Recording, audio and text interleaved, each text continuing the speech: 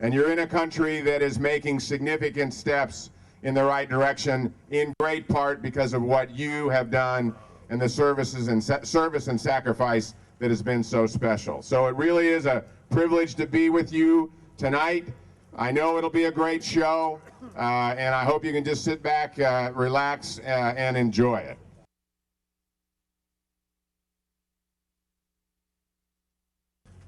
Ironically enough, on that trip too, we had sand issues in the air and we couldn't fly certain places. I've been in a lot of bad weather in my life and in my career, but I've never had sand issues. But speaking of my cycling career and even with my personal struggle with cancer, you know, the thing that always struck me, and it really struck me 4 years ago when I was here, was that, you know, people throw around that hero word so easy when it comes to somebody that wins a bike race or wins a football game or a tennis match or an Olympic medal.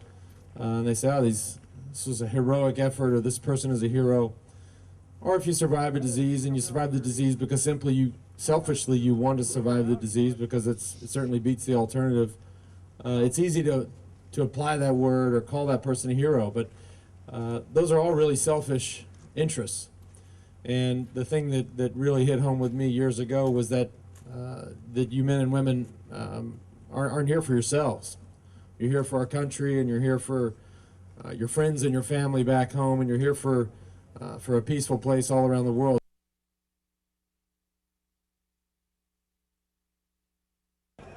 What a crazy trip when Afghanistan. I mean, we're in Baghdad, but at least we're not in Afghanistan. That's one thing you could think. What a dump. What a shithole. I mean, that did not even meet my shithole expectations. I thought, oh, it's going to be horrible. Holy crap, it's a teardown. I don't even know. 3 gay guy decorators would say, it's a teardown. We got to start over. This is just crazy.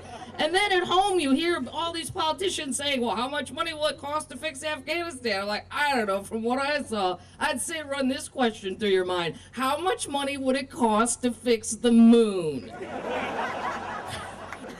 He did the briefing, though. He went ahead with it. He was like, oh, it's amazing what we've accomplished here in Afghanistan so far. We built 2,700 miles worth of new roads, 18 new schools, and 6 new police departments. I was like, dude, that is amazing. When we're done, we should invade Detroit.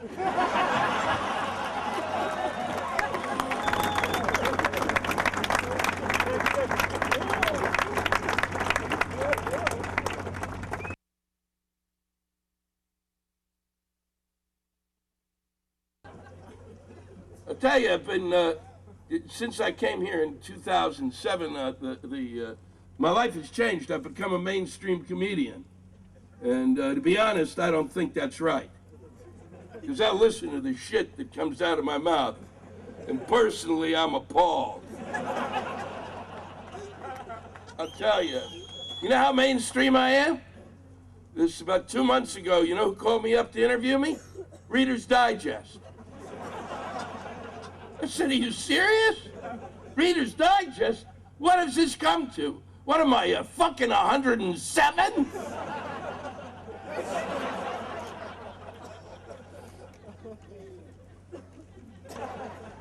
What did you do, spend your entire youth in an iron lung? And then did your parents put ticks on you and then you just got the last one off yesterday? What do you see when you look in the mirror, asshole? You gotta be kidding me. This is the best you've ever felt? I've got a diagnosis. You feel so great because you have Alzheimer's. The thing that absolutely astounded me was that I was walking around with an iPhone and I could get reception anywhere in the goddamn desert. Anywhere. AT&T works here. I couldn't get reception in my own apartment. Are you shitting me? The reason I'm here is because it's the one way that I can give back to to all of you guys who are and women who are working here now, doing way more than anyone should have to do under conditions that way more than anyone should have to deal with, and it really is the only way we have to give back. And for me, it's an extraordinary experience from beginning to end. The one thing I really would like to tell the troops is if the American people at this point could exhibit 1/3 of the sacrifice that our troops do. We would be so far ahead as a country. It would be astonishing. The level of sacrifice is one of the great lessons of my life, is the level of sacrifice that you guys do on a daily basis, and then you're always thanking me, and you're the ones who I should be thanking.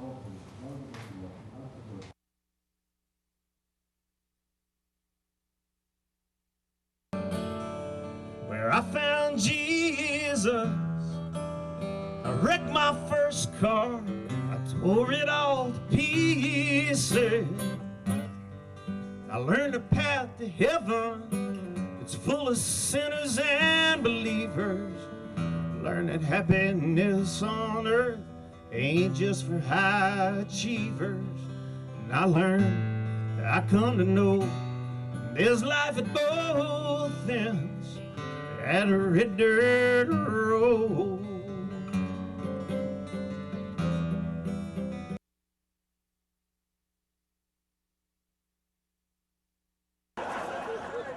Can I take this off now, or are the people going, take it? Yeah, take it off. Yeah, Baghdad striptease. I'm gonna start with this. And they say after 4 hours, call a doctor. Fuck it, I'm calling everybody. Get over here, the fucking thing's talking. Hey, Robert, how you doing? Well, by the time you get to be 58, it's a little more strange. Okay, baby, here's what you gotta do. I'll put a sparkler in my ass. And they told me that Stallone did a porn movie. What was that like? If Arnold did a porn movie, I'll do fuck you now. I'm going to fuck you so hard. My nipple can open the door. Don't be afraid. I came an hour ago. And they do porn movies in my movies. They did Good Will Humping. I went, no. Wet Dreams May Come, stop. Popeye. Mrs. Doubtfire, I would watch. Oh, yes. Oh, yes, dear. That's it. Ride me hard and put me wee wet. Yeah. Best! You fucking rock! And I'm glad I can see you! You are the best! You fucking rock! And I'm glad I can see you! It's an honor to be here once again! Get your ass home! Be safe!